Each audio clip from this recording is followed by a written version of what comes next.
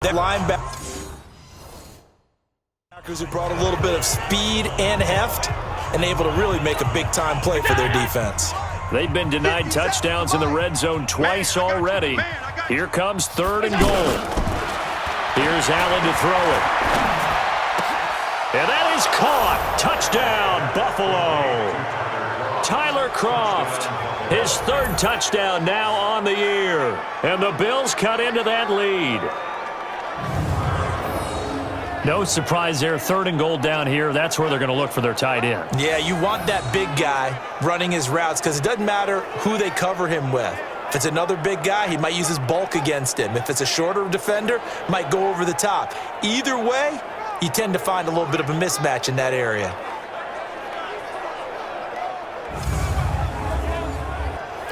And a pause in the action because the booth, they see something that they want to take another peek at to find out if this was a touchdown or not.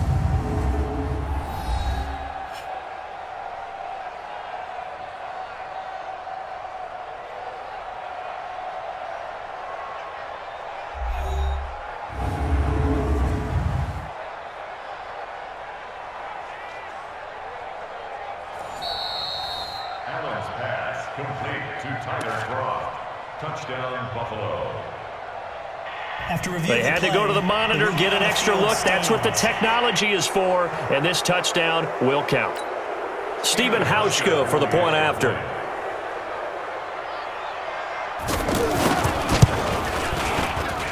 And this is up and good. It cuts the lead to 28-10 now. So that one a pretty time-consuming 10-play drive, and it culminates in a Bills touchdown.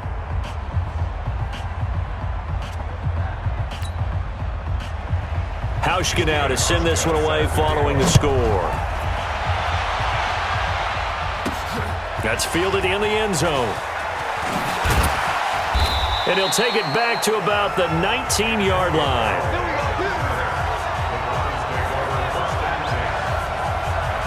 Heading out as the Cleveland offense now as they get set to take over here. They built a good first-half lead. Now they have a chance to add on to it. And what I'm thinking is that the offensive staff spent the entire halftime just working with them on, here's what we think they're going to do to attack us in the second half. Nice first half that we've had, guys, but be prepared for some change-ups. We're going to see them when we kick it off in the second half. See how they handle any adjustments that might be made defensively. They'd love to just strike back with a touchdown right here, and if it's a long play, so be it. But the main goal, get a couple of first downs, run some plays, run some clock, allow their defense to get a chance to catch their breath, settle down, and relax a little bit after they just gave up a score. And he still doesn't have a catch. We're into the second half. I think it's a little bit of a surprise to me, but that was one he should have caught. Absolutely, that was his best opportunity. And they take him down. The Bills get to him.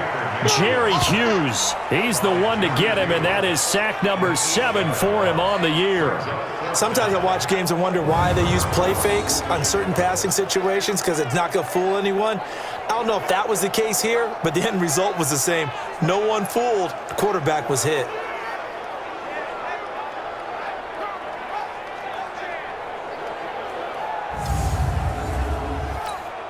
Here's Britton Colquitt now as the drive goes backwards, so he's on to punt it away.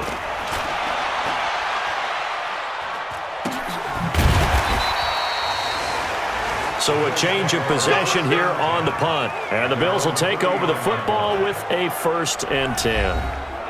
Here's the Buffalo offense now as they get set to take over here. I guess they have to feel a little gratified to at least get on the board last time, but still work to do. No doubt about it. I wonder now if they're going to try to increase the urgency a little bit, maybe pump up the pace, maybe go 2-minute. Who knows? Let's see what they decide to do. They'll try and get the running game going with McCoy. And they're going to get him behind the line yet again as his nightmare afternoon continues. It's a 6-yard gain on the ground, and that'll make it 2nd and 4. Getting had a ton of success here so far, but you get the feeling that he might be on the verge of popping one. Yeah, even on that one, there was a little bit of a hole, but it closed there quickly at the end. Well, it's caught on the right side at Smith. Only 3 yards on the catch. It's 3rd down. Well, the strategy was evident there. Get it to your tight end and make it a one-on-one play with a cornerback. Who's usually going to win that one? The tight end, but not there. Not in this situation. How about the corner defeating that logic and making a really nice tackle? A free 5 yards as the defense jumps. I know it's an anticipation game for them, but it's also a reaction game, and they reacted poorly on that one.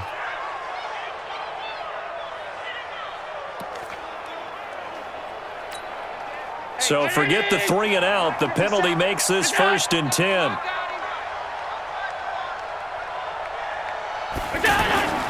After the penalty, it's McCoy. He takes it down to the 42, a 5-yard run. And that's one of the reasons you like to blitz even on run downs. It confuses the blocking assignments. It doesn't allow those offensive linemen to get up to the second level. 2nd and 5 now. Allen, and that one not to be. It's incomplete. So they couldn't hook up as time is now run out on this 3rd quarter of play. And we're back now here in Cleveland. The Bills have the football, but they trail here as we begin quarter number 4. The Bills on 3rd down, not quite 50%, 4 for 9. This will be 3rd and 5. To the air, Allen. And the throw there going to be incomplete. Well, the trials and tribulations of being a quarterback in this league, it's tough. It's got to be wearing on him out there. Well, he has been sacked a number of times. He had an interception, so I'm going to give him a skosh of credit for hanging in there and trying to make something happen, despite the amount of pressure he's been under this entire game. Neutral zone infraction, defense.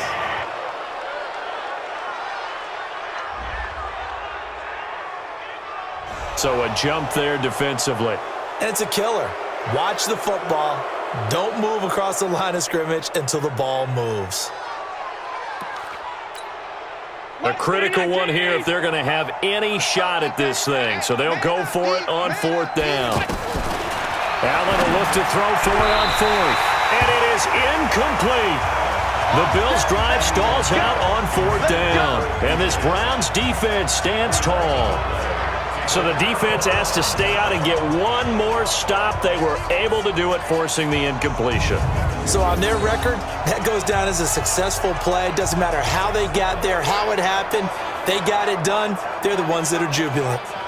And now Cleveland geared up to take the field. Been a very strong performance for them, really, on both sides of the football. The turnover on downs, the most recent example, and now, obviously, they're in a great spot here. Yeah, if you're over on the bench right now, you're shaking hands with your teammate, you're hugging him, give him a little dap. Been a big, big performance for them. Now you just don't get careless, take care of the ball on the way out. And that'll be good for 8 yards to the 45. And I think we can get used to seeing more of that in this 4th quarter, especially if they're having success on the ground like they did there. Yeah, I think back when we met with the head coach in preseason, and all he talked about was building a bully. And I think it was this situation he was envisioning. Trying to ice a game, plenty of time left, but being able to give the ball to his big runner, pound away, and try and finish off a game. Throw left side, caught by the tight end, Njoku. A good pickup there for the Browns, 15 yards. And defensively, they just don't seem to have much of an answer for this passing game.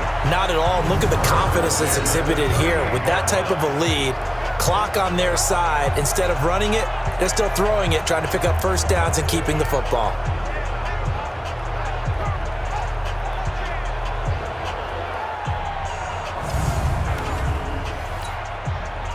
So here's a 1st and 10 at the 38.